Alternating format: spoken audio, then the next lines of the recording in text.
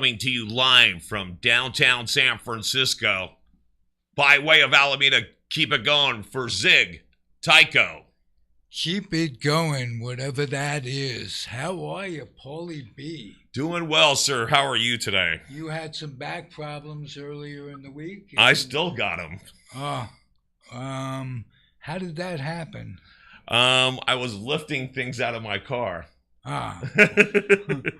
That'll teach you. That'll teach me. Actually, I wasn't even lifting. I was stretching, Zig. I was stretching, and I was trying to go touch the box, and I barely touched the box, and I was sliding it towards me, and pop, went my back. Well, I'm glad that you've recovered enough to do the show, and this is episode number 6, which brings me to... Are we on 6? Yes, we are. We are on 6. Isn't that great? It really is, and I'd like to thank you again, Paul, for making this a fun experience. It's a transition between from regular podcasting to video podcasting, and there's more to it than meets the eye. I'll tell you who meets the eye right now is my first guest, who was ironically the first guest of the show, and I got some questions, as usual, for Jerry Feidelberg. Welcome back. Oh, thank you, Ralph. It's always a pleasure to do a podcast with you. I looked it up. It's been 5 years of our doing podcasts. We worked with Nancy Finley for a long time and put a terrific amount of effort into that, and it showed. If anybody wants to go to YouTube and punch in Nancy Finley and Jerry Feidelberg, you'll get some terrific entertainment. And we followed the AIDS situation for a long time. But I'd like to talk to you about something I neglected to ask you, or we ran out of time in the first show. Tell me about your unusual education in high school, what that was about. I went to Newtown High School. You didn't have to take a test to get out of Newtown High School, let alone into it. So, and this was in Queens. What is the school system that produced a discipline-making situation for you, which helped you all through your life? You're most proud of the education you received. Tell me about it. What school was it? And how did it come about that you went to that school in the first place? Yes, I'm glad you asked that question. I am a graduate of the Boston Latin School. The Boston Latin School, and I'm proudly wearing a sweatshirt. I don't know if you can see it with the school was established in 1635. It's the oldest public school in the United States, in the country.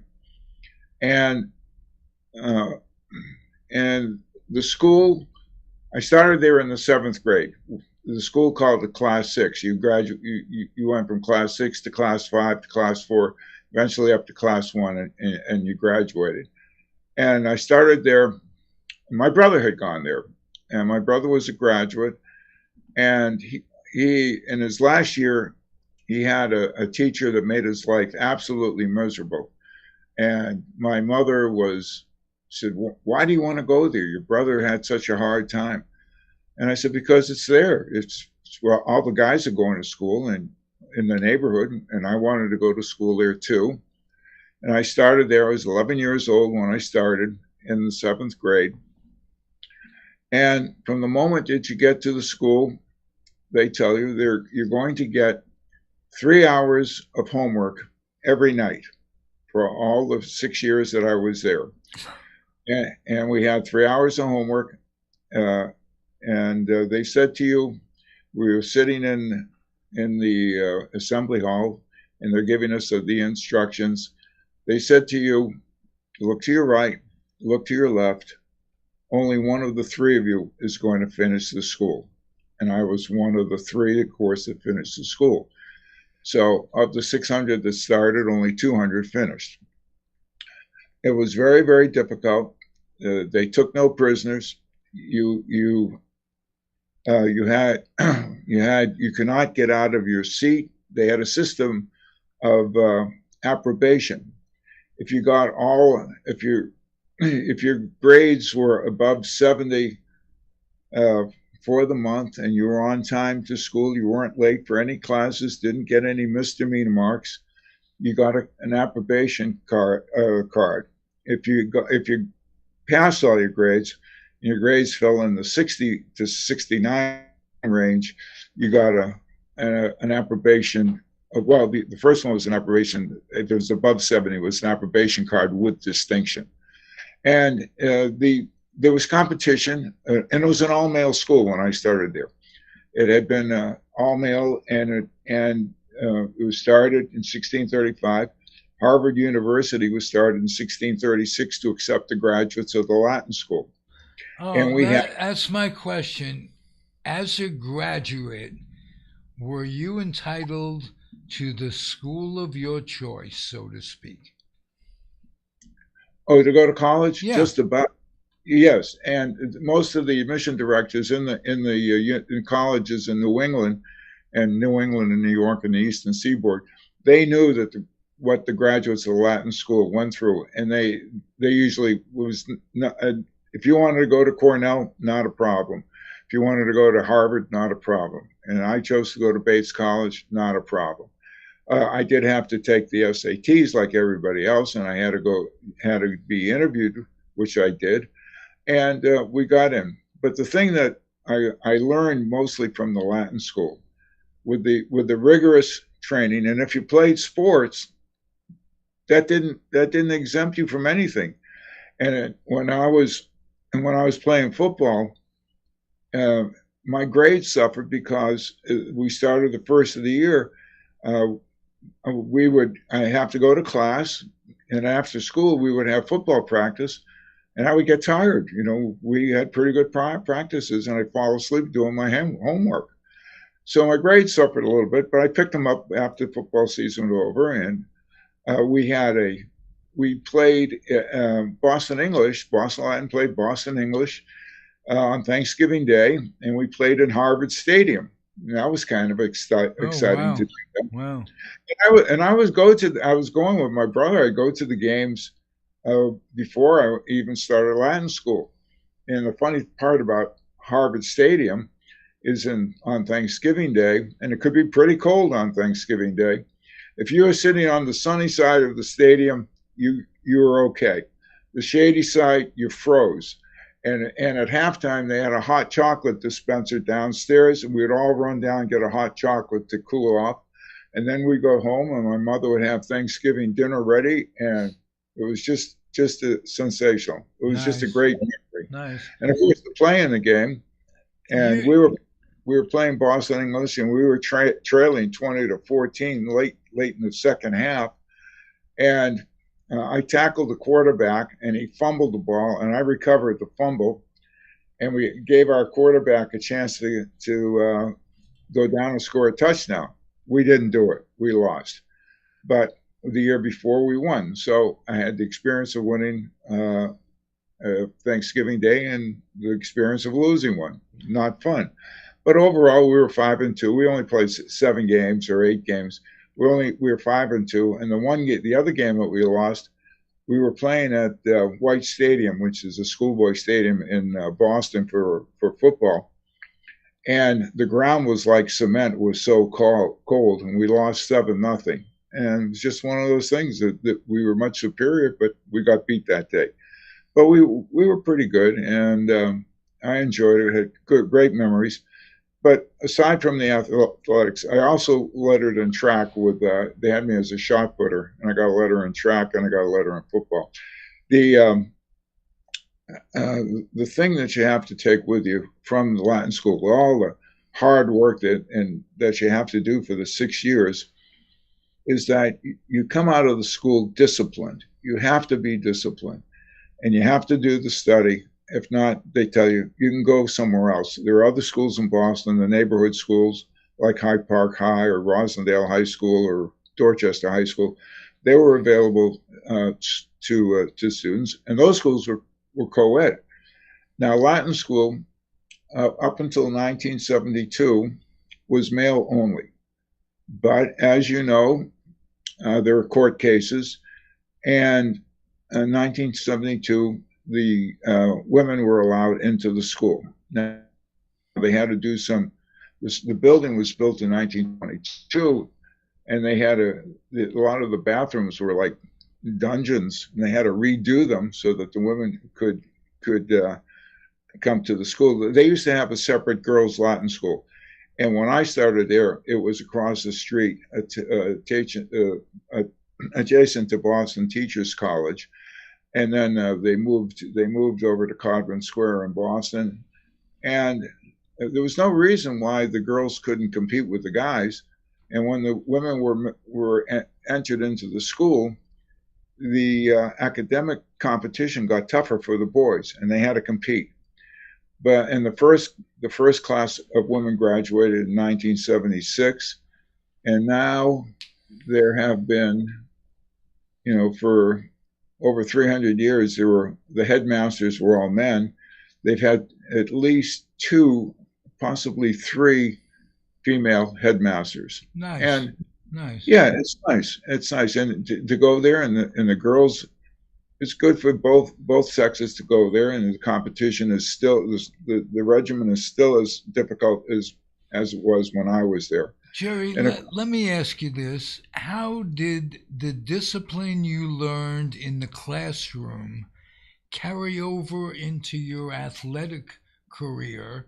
Limited as it was, you didn't go on to play in the pros, but how did the two run together? Help us understand an athlete's mind, if you would.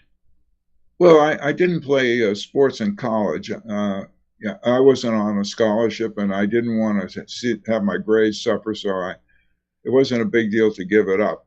But the discipline, the studying, knowing how to study for exams was important. We were always prepared, and it's just something you learn. I want to just for going off on a tangent here. That's what we do. When I was at the school, we had to wear a shirt and tie every day. And when we went to the assembly hall, you had to wear a sport jacket. And we had those in our lockers. So we would wear sport. Of course, the kids now, it's much more casual. But when we went into the assembly hall, we had such a sense of history in that school. It was incredible. As I told you, the school was established in 1635. Here are some of the graduates of the Latin school that in the graduates of the Latin school were so important in the creation of our country, the United States of America. Ben Franklin went there as a boy, Wow. but he didn't finish. He left when he was very young, went to Philadelphia. But Samuel Adams was there as a graduate. John Hancock was a graduate. Charles Bulfinch, the architect, was a graduate. Old man Joseph Kennedy was a graduate, and there are so many other people. George Santayana was a graduate, and Leonard Bernstein was a graduate. Of course, this year the movie Maestro was about a biopic about Leonard Bernstein. Well, wasn't George Santos a graduate? The recent Congress. George Santos was not a graduate of Okay. All right. I just wanted to make sure, because a lot of people have been fooled by that guy, and I want to make sure that he wasn't fooling anybody on our airwaves. No, in fact, when I had my 40th high school reunion, they have a big frieze on the on in the assembly hall where all the names of the graduates these people are, and they have two requirements to get your name up on the frieze. One is you have to have made a contribution to humankind, and certainly Leonard Bernstein made a fabulous contribution. The second thing is you have to be dead.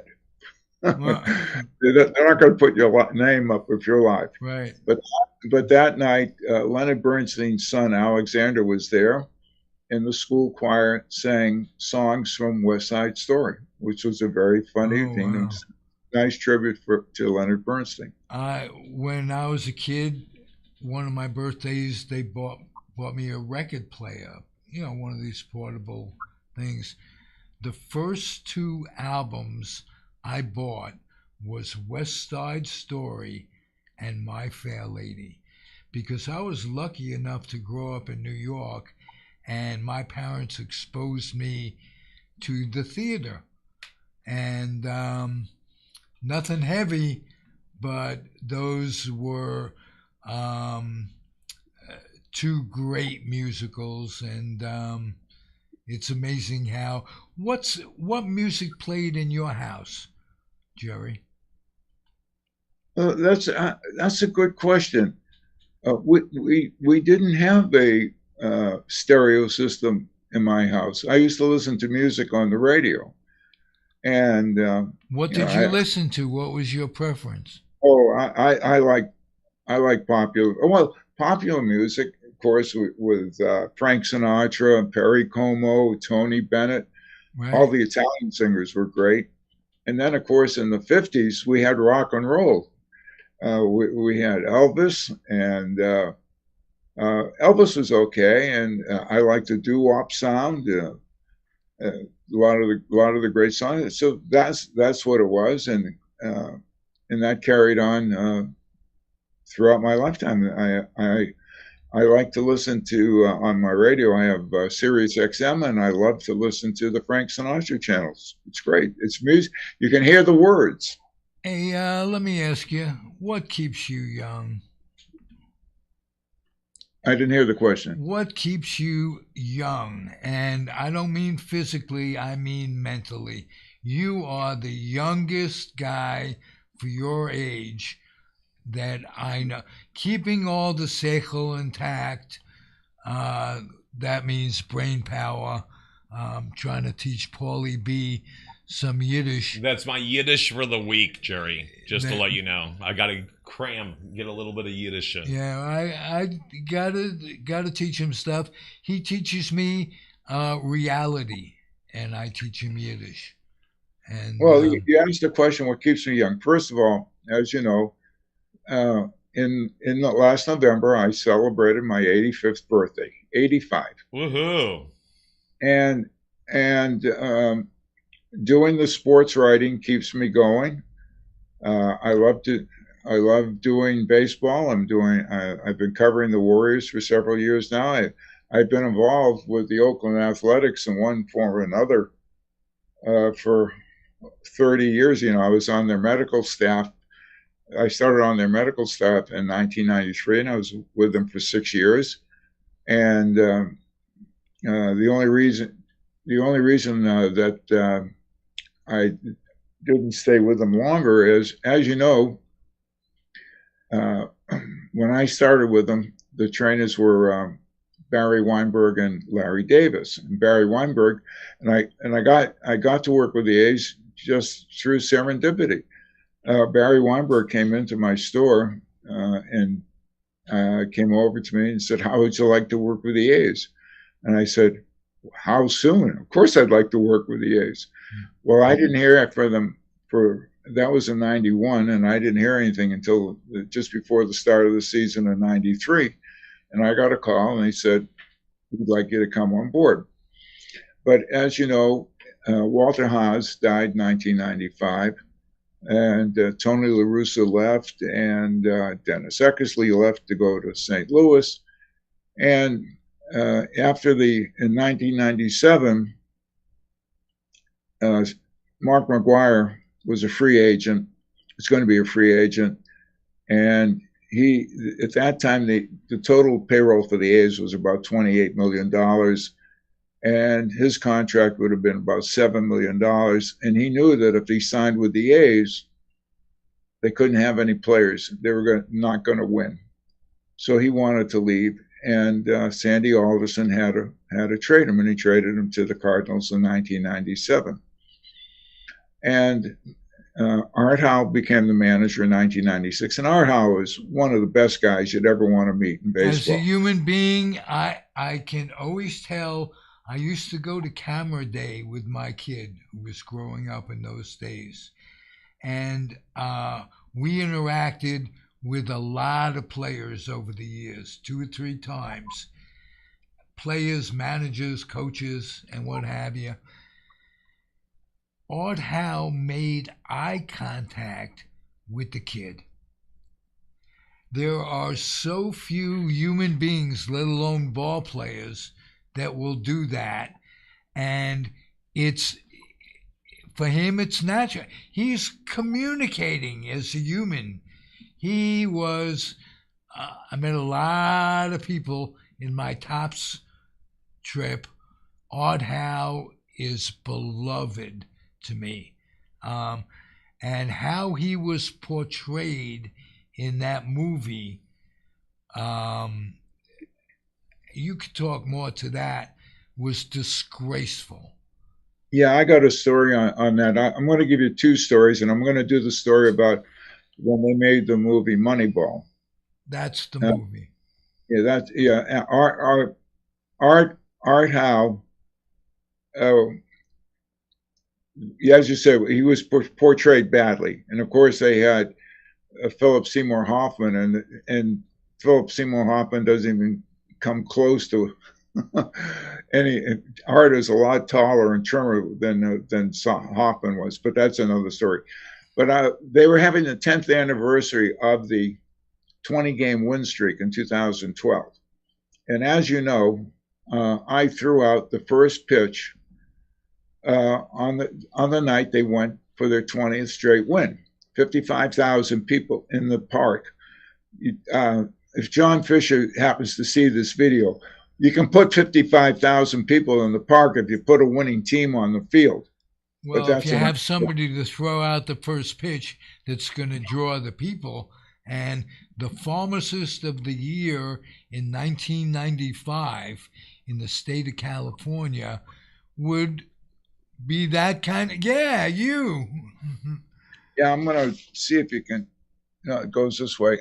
You can't see it.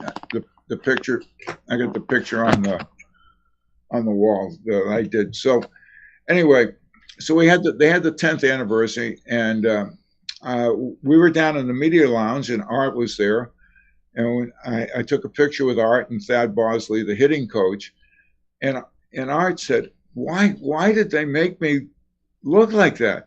He said, "I would never stop and discuss salary with Alderson in the corridors. I would never do that." And there were so many things with wrong, and Art would never do that. And I said to him, I mean, if they didn't look Slavendry, he was the way you are, Art. There's no conflict. Yeah. And to make the movie interesting, you got to have conflict. So they're going to make you look like you're embattled with him getting a new salary, or you're angry about stuff, and we know that you're not. Anyone that knows you, it's not. The other story. Well, Billy Beane didn't exactly get along with Art Howe. What is it? Billy Beane didn't exactly get along with Art Howe, and was putting himself in a good light, and Art Howe in a bad light. That's my... Yeah. Oh, yeah. Well, I'm not a Billy Beane fan, and I'm not going to tell you why. I'll tell you privately. But I'm not a fan of Billy Beane. I've never been a fan of Billy Beane. But as I said, we can discuss that later. In the movie Moneyball, they try to show that the A's were cheap, and they had a soda dispenser, and if the players wanted a Coke or Sprite or whatever, they had to buy it from the soda machine. That isn't true. That, There was no such machine. It didn't exist. And but anyway, it's a movie. A lot of it, there's some truth to it. A lot of it was fiction. I'm going to tell you one more thing about Art Howe. I was in the clubhouse and I was in the trainer's room, and Jason Giambi was on the training table, and he had a quad injury, and they were working on the quad injury. And Art goes over to him and says, "Jason, um, how you feeling?" He says, "I'm doing good, Skip. I'm doing great." He said, "Well, if you're on second base and there's a single up the middle, do you think you can score from second base?" And he said, well, Skip, I'm not sure I can do it." He said, "Look, son, I'm going to keep you out for a day or two. Well, I want you to be healthy, and you're going to be here for a long time. We want to make sure that you're 100%. Now, he didn't want to risk his star player, and he could have lost the games, but that's the kind of guy he was. The players really liked him, and if we were in conversation, he would love talking baseball with us right now. hey, what was meeting Vin Scully like? Oh, that was a thrill. That was really great. I had an interesting. I was doing a Giants game, and I was up in the media lounge with getting my dinner or whatever, and I had a tray, and I'm walking over the table, and I caught Vin's eye, and he just said hello, and I said hello, nice to meet you. And then when I met him, it was also in 2012. The Dodgers were in town for a 3-game series, and I bumped into him in the restroom of all places. He's human, and I'm human. Yeah, it happens. So, but I got a chance to talk to him, not only that day, but the 2 other days that he was there. And when I lived in LA, I lived in LA, and of course, I listened to all the Dodger games and listened to all his stories and his rhythm. There was just nobody like him who could deliver a story of a baseball game. It was just magic listening to him. And as you know, when they built the Dodger Stadium in Los Angeles, when in the early days they didn't have the sound piped in all over the stadium, and the people would be there. The Dodgers drew well, but they'd have their little transistor radios out listening to Vin Scully, and then they decided to have everybody listen to Vin Scully, and his broadcast was piped in every game. Ironically, when I was a kid, I was a Giant fan, but we would listen at my grandfather's house to Vin Scully, to Red Barber, who was the mentor of Vin Scully. And later on in my childhood, when the Giants and Dodgers moved to LA and San Francisco, respectively, or not respectively, but you know what I mean. They moved, and all we had was the Yankees. And not only were the Yankees great, so you had to just admire them, if not like them as a team, but the broadcasters. How's this for a broadcasting crew? Red Barber, Scooter, and Mel Allen. Phil Rizzuto, Red Barber, and Mel Allen, and they'd each do 3 innings, and they'd rotate between TV and the radio. And you know what? If you put in on YouTube, if you mention or type in Yankee baseball broadcasts, they will give you many, many games from the 50s and the early 60s. And those three guys were absolutely tremendous. I've been so lucky in life. When I moved out to California, the Bill King was out here. Bill King was the producer of the first Giants broadcast. He was the third guy to Lon Simmons, and who was the third? Well, I had a little brain cramp there, but great broadcaster. Later on, there was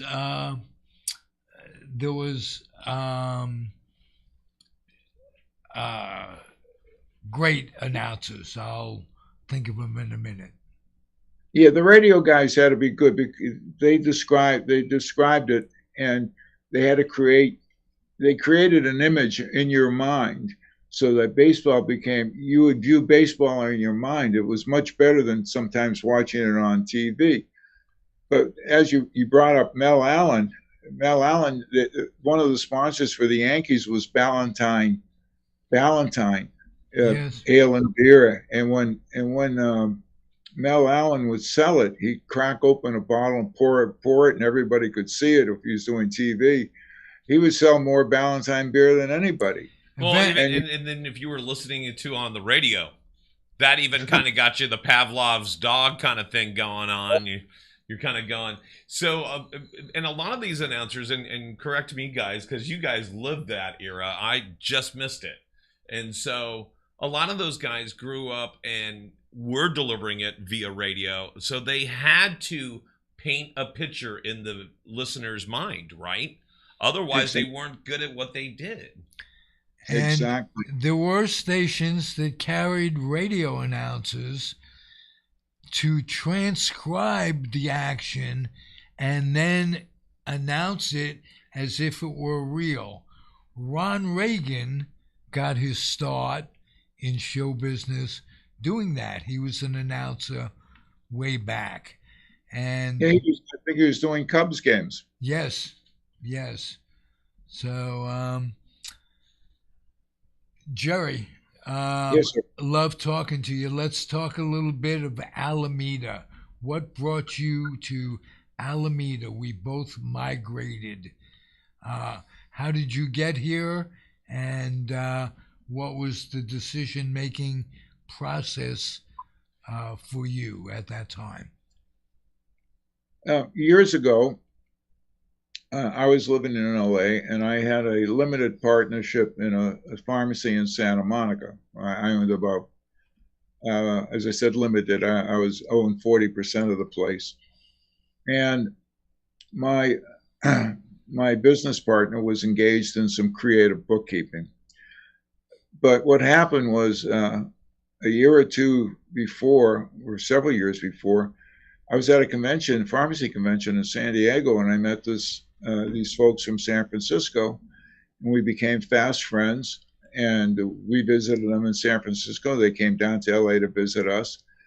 And when I had to sue my partner to get out of the business, which I did, my buddy's brother-in-law was an attorney. Actually, he was a divorce attorney, very smart guy, very brilliant attorney. And he came down and he took care of the dissolution of the partnership. And my late wife did not care for LA one bit. She hated driving all over the place.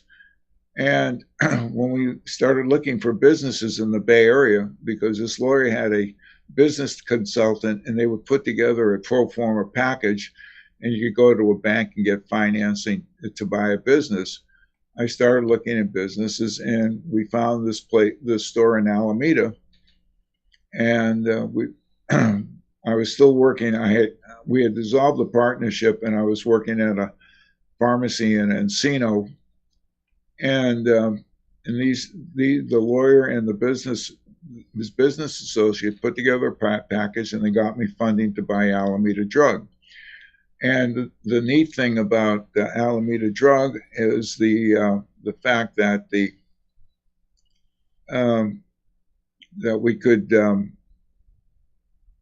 live and work in the same area. When I lived in LA, I had to travel about 25 miles each way to go to work, and traffic is horrible. And in Alameda, I bought a house in Alameda, and it was 3 miles, and I could walk. Sometimes I'd walk to work, walk home. Ralph, if you can take a pause, I gotta plug in my computer. I only got a little bit of juice left, so just hang in there for a second. Well, how about Paulie and I talk? And yeah, and I want to hear about your experiences with the Alameda, with your Alameda. My experiences? Yeah, I mean, where did it start for you? Well, that's a great question, Paulie. You should be a podcaster. Yeah, I'm gonna look into that. I think I heard I know a guy with a studio somewhere. I do too, and let me tell you, that guy with the studio makes video podcasting, a pleasure. When I was a kid, my uncle came back from the Merchant Marines with after the war, and he came back from Alameda, where he had settled for a while, and it was almost in my blood. I was going to be here eventually. It took a while. The Air Force brought me to California, but when Diane Satin and I had Philip Satin in Oakland, we were living in Oakland. We were looking for a place to raise the kid, right? Basically, and Alameda. The first thing that I was attracted to was the parks. There are 5 or 6 different beautiful parks in Alameda, and second thing that I was attracted to, because I knew the kid would be going into school, was the school system. Right. And the diversity of the Alameda school system really appealed to me.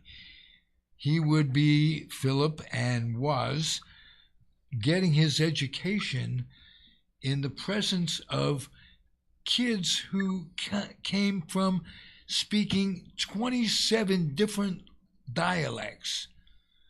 Spanish this way, French that way, Arabic this way. He would be getting a diversity of life that didn't disappoint. Alameda is that way. The parks are still beautiful. It's as you know, Paul, Alameda fought to make cannabis dispensaries, legal for a long time after they were legal in Oakland, in San Leandro. Right. It held in there. It held in there, and now we've got 3 cannabis. Special shout out on the show. Okay. First show to Park Social Dispensary in Alameda. Tell them Zig sent you. It's the best. And I was asked why do you think it's the best? Simply, there's a combination of ambiance and prices being right that makes Park Social the best. So go in there, tell them Zig sent you. They'll be extra nice to you.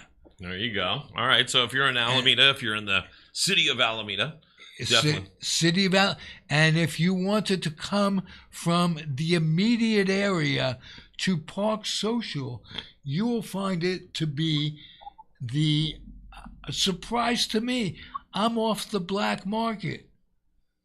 It's less expensive and more convenient to do one shopping through legally. Yeah, And and then everything is tested, absolutely. and so you know what you're smoking. Precisely.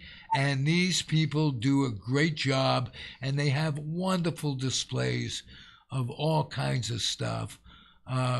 Go in there and tell them. And anyway, that's your little shout out. That's my shout out to Alameda. I want this video podcast to. I will be talking about businesses, interviewing interesting people in business in Alameda. Numero uno, Jerry Feidelberg back. You doing all right? He's giving us a tour of his hallway and home. Yeah, there was no juice in that plug. There's no juice in the plug. That'll happen. Down to 9% left on my laptop. Well, take your time there, Jerry. Jerry, is there anything you'd like to talk about? If you had access to a podcast and could just view your thoughts, let's get them, Jerry. What's going on that you'd like to talk about in the world? What surprises you? What doesn't? What are your hopes for Trump in the election? Of course, we know what your hopes are. Can we be reasonably certain that this guy won't be elected so I can sleep well for the first time in 5 years? I don't know why my computer is not charging. Has it only been 5 years that you've had a problem sleeping? So I've had a problem since even in a before. row. I mean, in a row. I've lost the picture too. Oh, don't worry, you're there. Jerry. You'll figure it out. Here. Hey, Jerry, why don't we put you on pause until you get it, and we can still hear you, so you can still chime in. And then once you see us, you should be fine. If we have to, we'll hang up from you, and I'll dial you right back as long as you're plugged in. I got you back. All right, cool. Oh, you got us back. Right on. Yeah. So, all right. So if you had yourself a podcast, what would you do to express yourself? I think was the bottom line. How would you express yourself? Would it all be baseball, or what would it be? What would the Jerry Feidelberg podcast look like today? What do you want off your mind or on your mind? Well, I have lots of interests. Politics. Growing up in Boston, politics is very big, and of course, back when I was a kid, the Kennedy family ruled supreme. John Kennedy became president in 1960, and five days after he became president, I was on my way to Fort Dix, New Jersey, to serve in the United States Army. Eisenhower was president, but of course on January 20th, 1961, Kennedy was inaugurated as president. And if you recall, it was a bitter cold day. There had been a snowstorm a few days before that. And in his inaugural speech, Kennedy said, "Ask not what your country can do for you. Ask what you can do for your country." And I had forgotten about that, and I remember where I was on that day. I was shoveling snow at Fort Dix. We were on 20-minute snow details, and then we'd go in and warm up in the orderly room. So that was my deal. Oh, you can see the pictures in back of me. I was in front of my brother's pharmacy. That's my brother in the picture, a little bit taller than I am, and 1759 Washington Street in Boston, and over my right shoulder, picture my two. I'm blocking. Jerry, I'm going to interrupt you to ask you to tell me about your brother, who you worshipped, and what he was about. My brother passed away in 1995, almost be 29 years. And he was 64 years old when he died. And he died of lung and brain cancer. But my brother my brother was very, very smart. He was 7.5 years older than I was, so we were in different worlds growing up. So when I was 7 years old, he was a teenager. He was 14, going to Latin school at the time, and he went to pharmacy school, and he bought a pharmacy in a bad neighborhood in Boston, in the south end of Boston, and he would work hours and hours. He would just, to make ends meet. He just wouldn't give it up. And when I decided to come to California, his wife didn't want to move, so he stayed. But he went to dental school. He went to Tufts Dental School. He became a dentist, and he had a practice in Worcester, Massachusetts. He moved out to Worcester, lived in Shrewsbury, which is where Ron Darling went to school. Oh. Ron Darling, yeah, he was a pitcher in high school in Shrewsbury.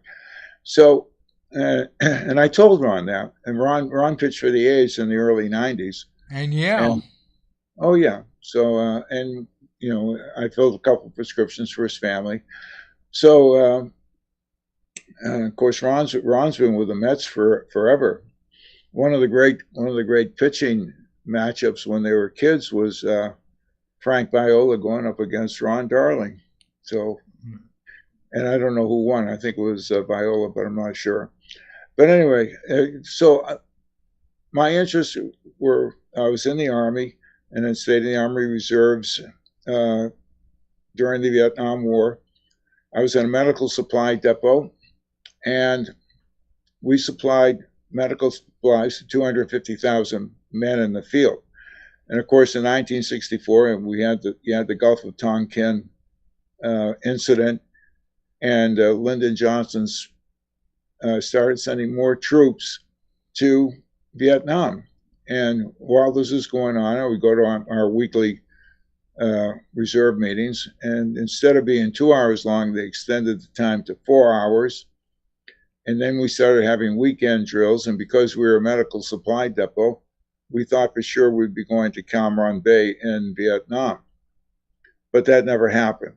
It was, I don't know why, but if it were today, because they have an all-volunteer army, they need the reservists. But back in those days, they were drafting people, and if you recall, a lot of people were burning their draft cards, and people were going to Canada.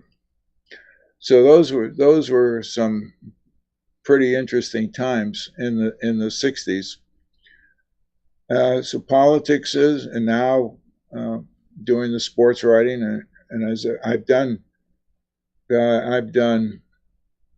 Giants baseball, A's baseball.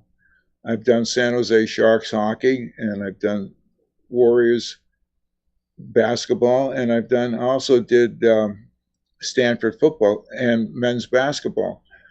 And when I was doing Stanford football, Isla and I were on a cruise, and we're crossing the Atlantic, and we had made plans for New Year's Eve, and the cruise ended before New Year's Eve, but we're on there, and I get an email saying, and Stanford was the Pac-12 champion that year, and they were going to the Rose Bowl to play Wisconsin. And I got an email, and our producer Lee Leonard said, "We want you to do the Rose Bowl game on New Year's Day." And so I told Isla, I said, "Isla, I got good news and bad news." And she said, "Well, what's the bad news?" I said, "We have to cancel our New Year's Eve plans." She said, "Why?" I said, "We're going to the Rose Bowl." So she liked that, and she wanted. We actually got two credentials, but the other guy couldn't make it because he had a new job. And Isla said, "Well, see if you can get me the credentials." So Isla got the credential, and the two of us went to the Rose Bowl. And the Rose Bowl is like a once in a lifetime trip. It's really great. We couldn't get in at the flagship hotel, so we stayed in Chinatown in LA. It was about a mile and a half away. But the Rose Bowl and the Rose Committee, they have shuttles available, and they'll pick you up, drive you back, take you anywhere you wanted to go in LA that you needed. And we were at the hotel, and they had a room set aside for the media, and they served you breakfast, dinner, and lunch. They had snacks, anything you wanted. It was really first cabin. And one of the neat things about that, Lee asked me to cover the pregame the day before the Rose Bowl. The day before, it was the New Year's Eve, of course, Mm-hmm. and they had set up a tent, and they had 15. It was a lunch for 1,500 people, and the people paid $100 each for their lunch, which came in a plastic box, and it was a sandwich, a bag of chips, and a soft drink. That was it. And but what went on was interesting.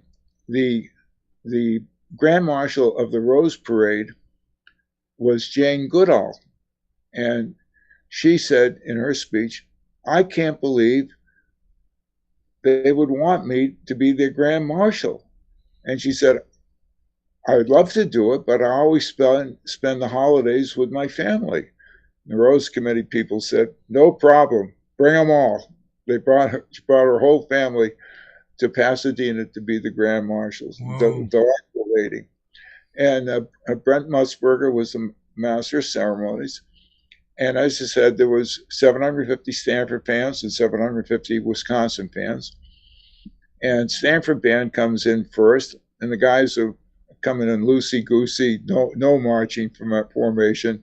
They come in, and then Wisconsin comes in. They play on Wisconsin. Military precision is just beautiful. Two different styles. And of course, the game itself was great.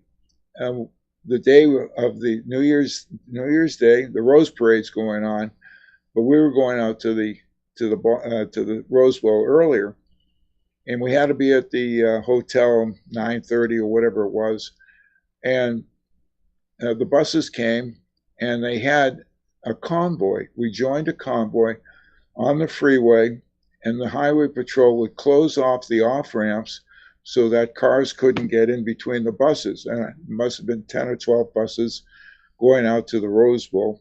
And we get there, and we're the first people in the Rose Bowl. And of course, the Rose Bowl committee, breakfast is being served now. So if you wanted breakfast, you could get it. And of course, at the halftime, the same thing. They had lunch available. And but we didn't. I don't think we took advantage of it because we had breakfast over at the hotel. Nice. But anyway, it was just a wonderful thing. Of course, Hogan was quarterback for Stanford, and we had a chance to go over at the hotel. They set up a half hour, and they had 4 stations set up for the different players, Stanford players, and you could do your interviews, and then they ran 30 minutes, cleared it out. Then Wisconsin came in, same thing, so the media could interview the players. And I think I'm trying to remember. I think Zach Ertz may have been with on that team back then. Russell Wilson was the quarterback for Wisconsin that year, and it was a very tight. 85, and the memory like that.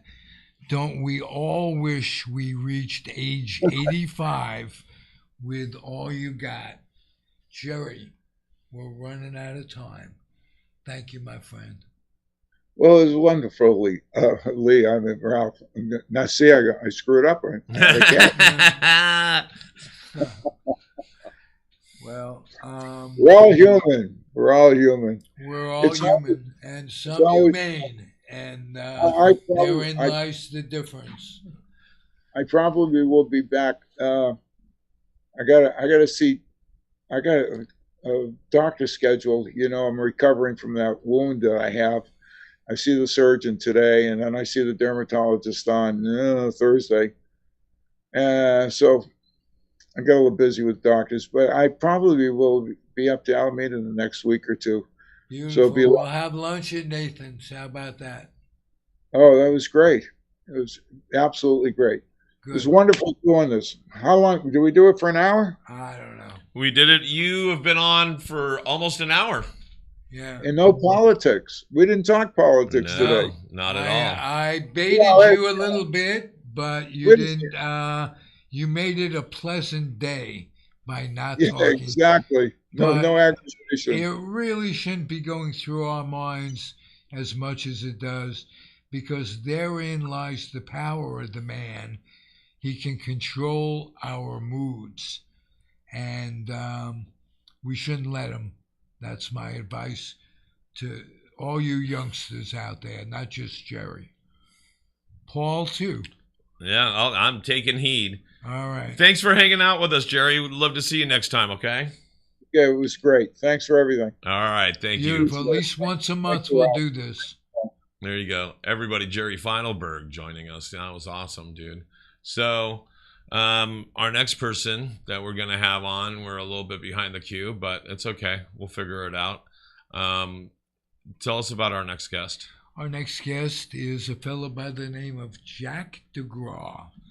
Jack DeGraw is one of the two most avid Yankee fans I ever met, and he and I and Robert Denninger and Wayne Unger at times have done the Yankee podcast on the Comfortably Zoned radio network. And I wanted to introduce one by one, and this is only the 6th show. We've had 4 or 5 regulars on that network who will be contributing to this video podcast in a big way. So Jack's the man. He's a good guy too, and I'll let him tell you about his basketball free throw exploits. This guy, if you go to YouTube and put in Jack DeGraw free throw basketball, you'll be pleasantly surprised that this guy has graced these airways all these years, because I don't even remember what the consecutive numbers of free throws that he accomplished. Talk about discipline and mindset. Let you talk to him once we get him. He's coming on. And what else can I tell you? Paulie, tell me about your back. It's about 70% better. Okay. Is it better doing this or not doing anything at all? You have to do a little bit of both. You have to have your rest. You have to have your rest, but you also have to have your mobility. So you can't just stay in bed all day. You have to move around. But yeah, there's a fine line that you toe between resting and mobility. So lots of water. I've even taken a couple Epsom baths, stuff like that. So we're getting close to picking up with Jack DeGraw. Yeah.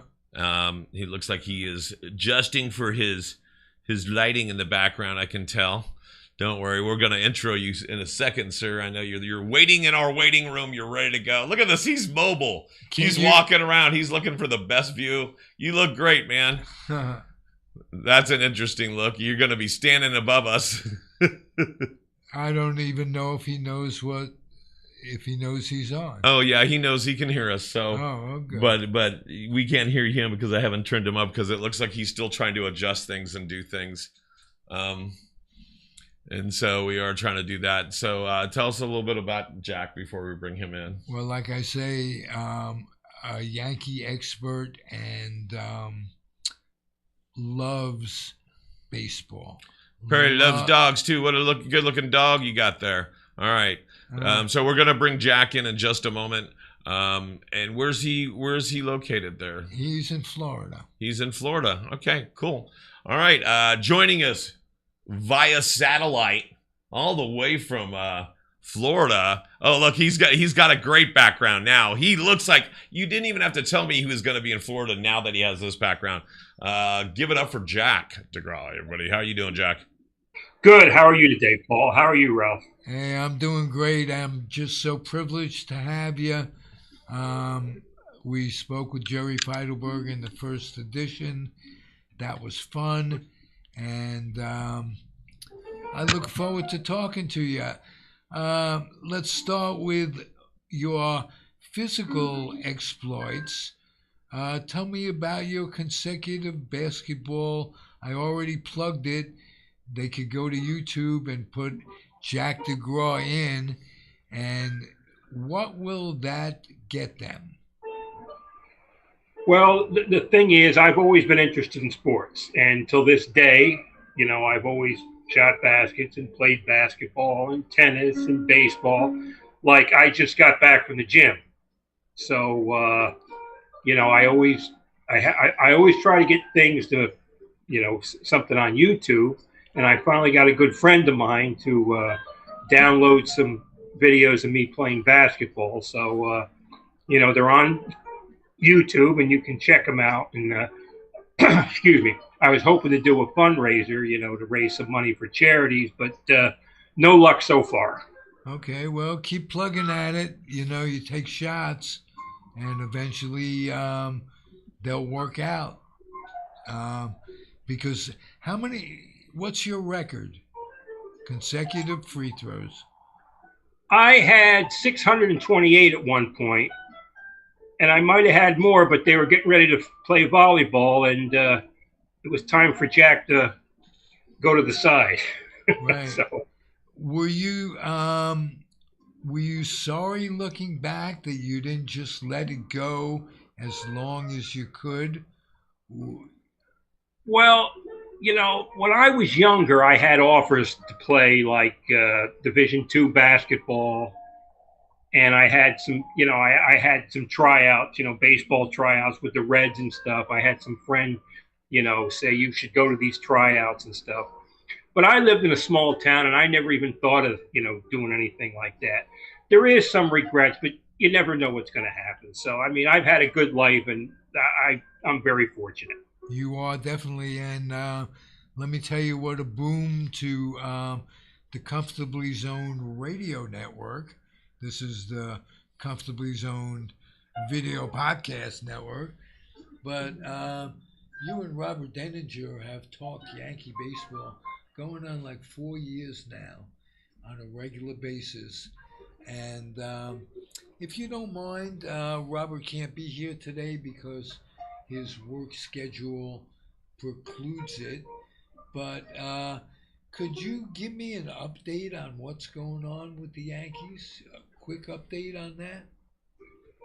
Well, they started the full squad workouts today down here in Tampa. Unfortunately, I couldn't make it today. But from what I've seen, everybody looks good in spring training. But they said Rodon, last spring he was throwing 92 miles an hour, and this year he's hitting 97. Whoa. And yeah, and another thing is they got Soto, and there was still talk of Blake Snell.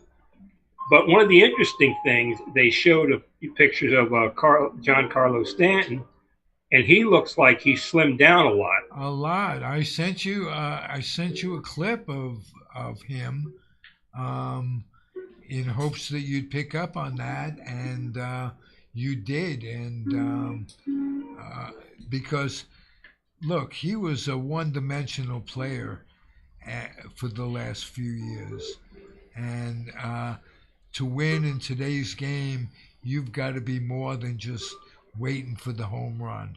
You have to excel.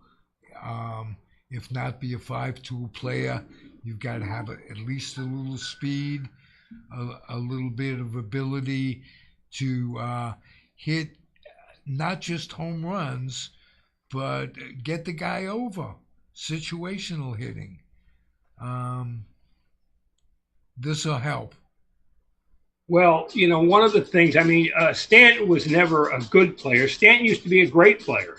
And, he was a good outfielder, and MVP, 59 home runs, and I'm sure over the last 2 years he's not happy with his production, and for his legacy, if he can hit 120 more home runs, he'll be a future Hall of Famer. So I mean, so it looks like he did the right thing over the winter, trying to get ready for the season. Hopefully it'll pan out. The Yankees have a lot of question marks. Okay. Tell me about your fandom. How did that get started? Did your dad take you to games? An uncle, a grandfather? What was it? Well, my uncle and my mom, they took me to my first Yankee game on August 8th, 1964, which just happened to be Old Timers Day.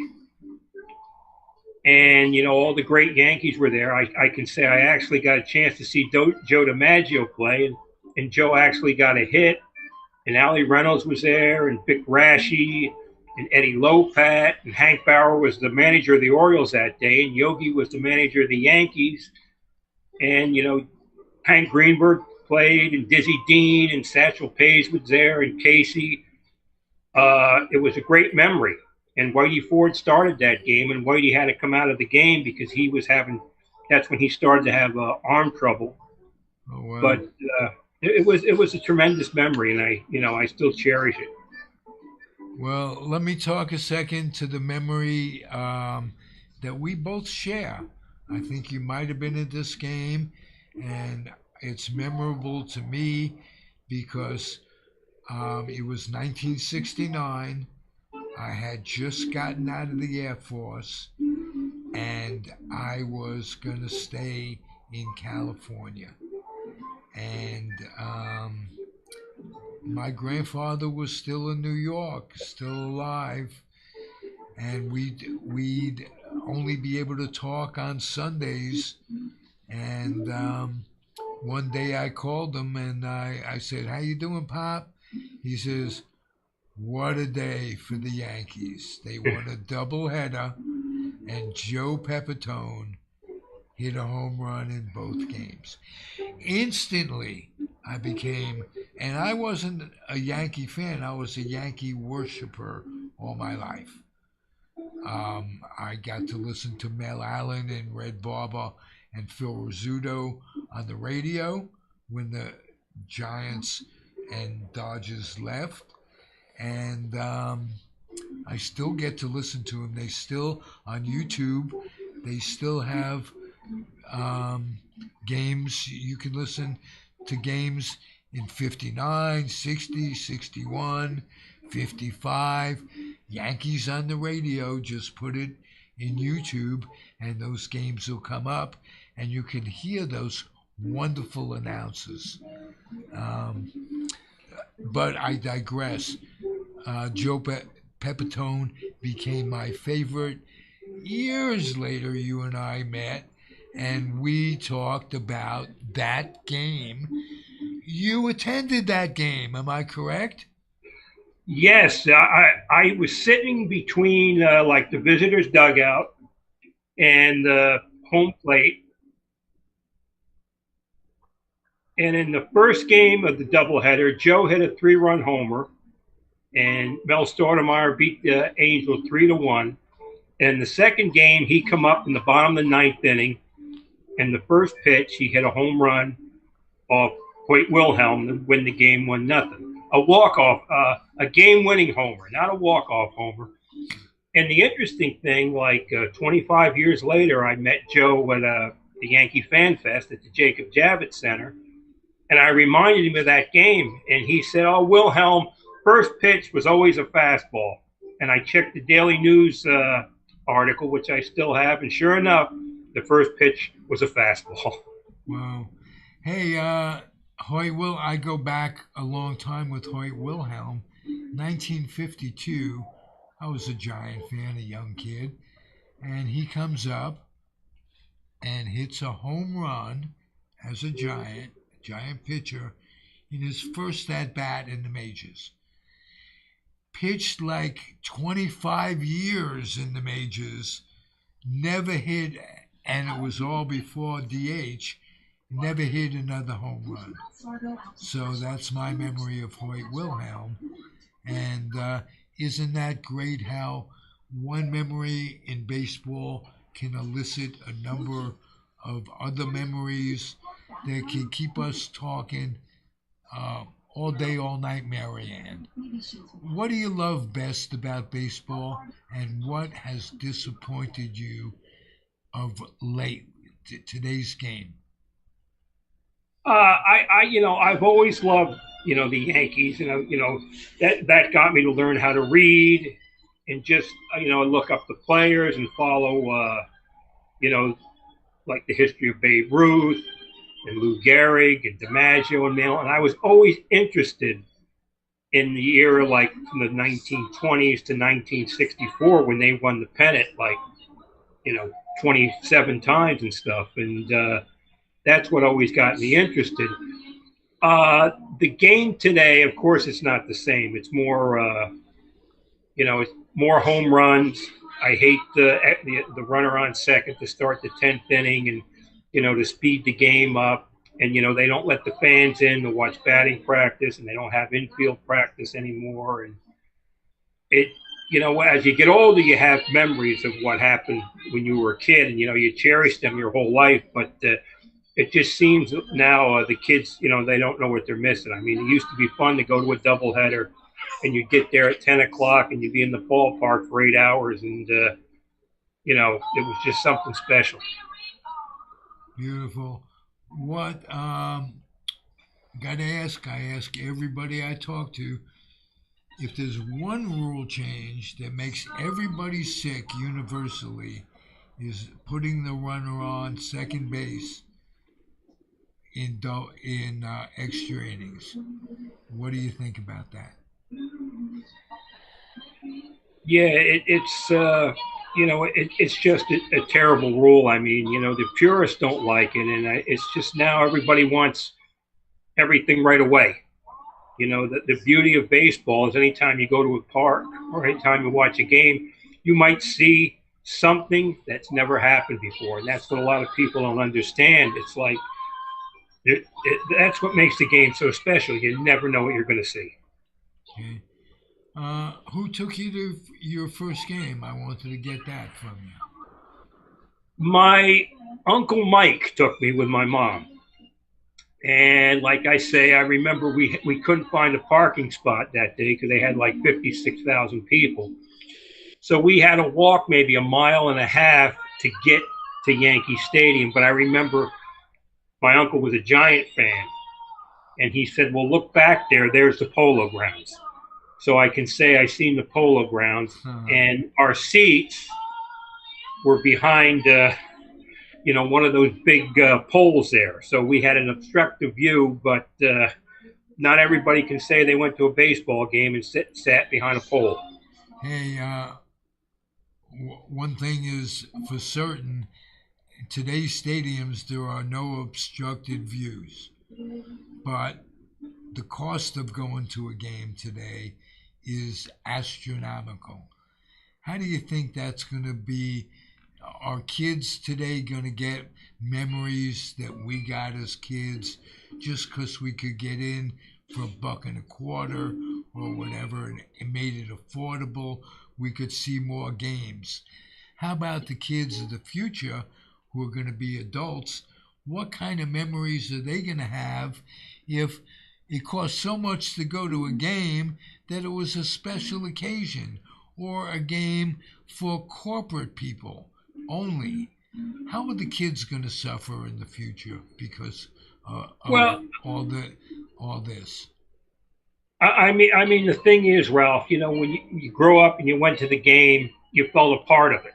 If you can get close to the players, and when you went, I want to follow this team, or I want to play stick ball, or I want to throw the ball against the wall, or I want to play with my friends and make double plays and play catch and play wiffle ball and stuff like that. And now they've lost a generation because, I'm down here in Tampa and they have public parks all over and stuff. And you never see a kid, playing catch or hitting a baseball or anything. And It's just baseball has lost this generation, and they only want a certain amount of people to go to games. That's why you see the stadiums that used to be 50, 60,000 are now 30,000. They all want to have corporate seats. And I'll just tell a quick story. I know I go on too long, but I No, was no. talking to somebody. Podcasting, first rule of podcasting, you cannot go on too long in podcasting. Thank you. Well, That's been a public service announcement. Right. Tell your friends. Yeah. But I was talking to a gentleman who used to live in New York, and he said in 2007 they had a row of 5 seats by the Yankee dugout. For the games, it was $500. And then 2008, the last year of the stadium, it was $1,500 for those 4 seats. Wow. And then roughly in 2004, 2005, the cost of those 4 seats, including the food, was $405,000. They were paying $5,000 a game to go to those games. And that's why when you watch the Yankees now, you don't see anybody in the lower deck because they're all eating food. And he said the food was terrific, but you couldn't eat that much food. And that's why you don't see any fans down there. They block it off. I mean, part of the thrill of going to the stadium was like when I used to go, I'd run all over. I'd sit in the last row of the upper deck, and then you'd go to the mezzanine, and then, if you want, you always try to get down by the Yankee dugout. So, and you go stand by the bullpen, and you hear that great pop of the ball in the catcher's mitt, and, that's a thing of the past. Well, one thing that is cool about today is the athleticism of your average ball player today compared to the way it was years ago. Latins, foreign players, competition, playing 24 months, 12 months a year, absolutely increased the quality of the game in terms of skills, but because of what they're looking for, the fundamentals of today's game have been skewed and bastardized. Can you address that? Well, yeah, I mean, the athletes are terrific. Right. But I mean, if you're in the minor leagues, if you hit 30 home runs, they're going to look at you. If you're a terrific outfielder and you hit 320, but you only hit 5 or 6 home runs, you're gonna get left. You'll never make the big leagues. And even with the pitchers, I mean, these kids now, they all throw 95, 100 miles an hour. I had a friend who's with the Cardinals now in the minor leagues, and he was a pitching coach. And I mean, these kids, they start when they're 12 and 13 years old, and they get to high school, and they have pitch counts. And so, I mean, it's all specialized now. The game is terrific with the athletes, but you don't see the hit and run. You don't see the bunting. And I mean, watching the Yankees now, they're almost unwatchable because, who wants to see a great athlete, 2 teams with great athletes, and they strike out 30 times a game and they can't get the runner in with second with no outs? It's just, it's not fun to watch. Sad what has happened to our game on certain levels, but I'm encouraged by the athleticism. You see things that you really haven't seen athletically on a regular basis. If you saw a play like that, you go, whoa, 20 years ago. Now you see things athletically that we haven't seen. So I'm trying to stay positive. I will always love baseball, but at this point, and because of YouTube and the availability of the sound and video, I get a lot more pleasure out of looking back than I do out of today's game. Must say. Oh, yeah. I mean, it's great. Like you mentioned, Ralph, all these games on YouTube. And there was one game, was April 28th, 1968. It was the first game of a doubleheader against the Tigers, and Mickey Mantle, got up and hit a double, and the Scooter thought it was a home run, and and the next guy, Andy Costco, got a single and knocked Mickey in, and they won the game 2-1. And in the second game, Andy Costco hit a ball in the left field bleachers, and then they lost the game in the eighth or ninth inning. I think Dooley Womack lost the game from him. But the funny thing was listening to Jerry Coleman do the game, and the kids would go up in the upper deck. The malaprops to that man were incredible. But it was funny, Ralph. The fans used to throw between when you would be coming out, they would throw firecrackers, and you could hear this big boom over the stadium. And you hear a boom over the air, and Jerry says, you shouldn't be throwing that. It could the low and outside, ball 2. So he didn't miss a beat. So. Hey, you mentioned Phil Rizzuto, and he missed a few calls. At the end, he had to go home to New Jersey, and what happened, and what have you. But when he first became the Yankee announcer, one of them, in 1955, I think it was the year after he had been unceremoniously let go by the Yankees, and we could talk about that on another podcast. He became an excellent broadcaster. He wasn't into missing stuff when Mel Allen was right there and Red Barber was right there. They were a tremendous trio, and it was and is my pleasure to listen to them through YouTube and what have you.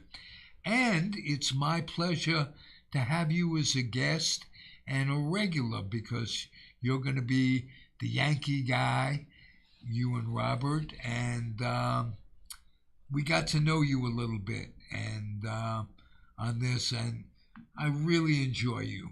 Thank you, Jack.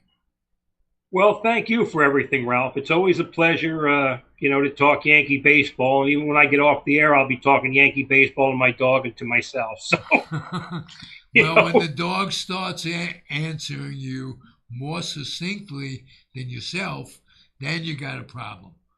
But you won't. Be well, my friend. We'll talk soon. Let's do this once a month on a very regular basis. Thanks for everything, Ralph. You take care of yourself. Nice to meet you, Jack. all. Thanks for joining us, and thanks for the background jazz and blues going on. I like the piano.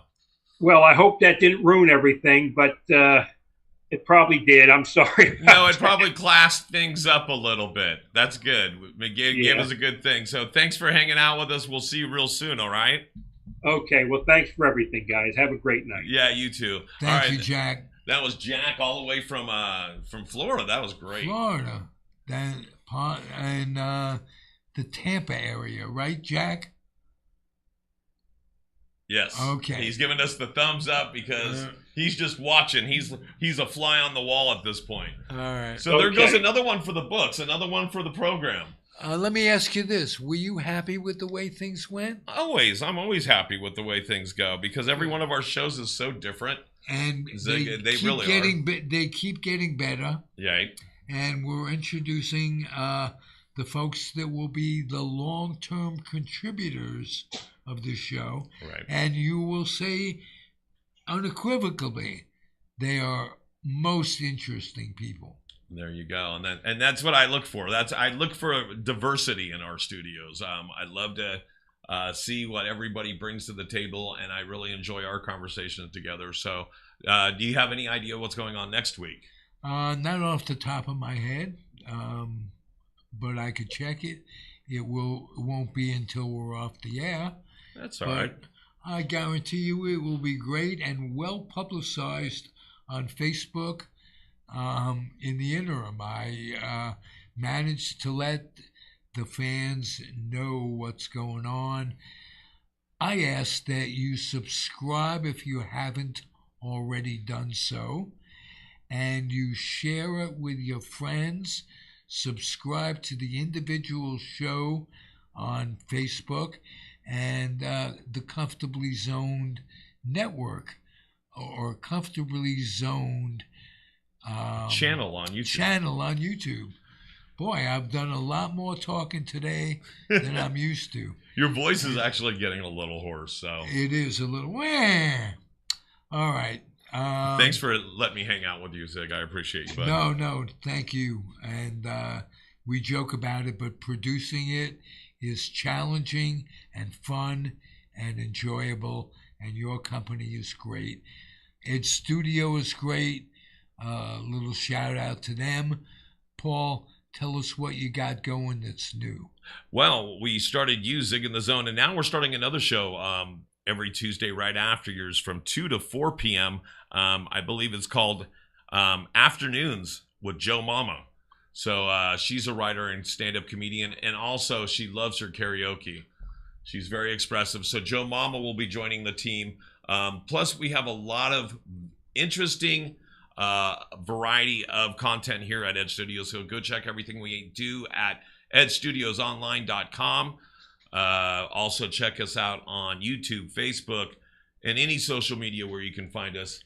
And again, Zig, thank you very much for letting me be a part of this. I enjoy our time together every Tuesday from 11 to 1. And we're going to put on your Comfortably Zoned little thing. But until next week, we're out.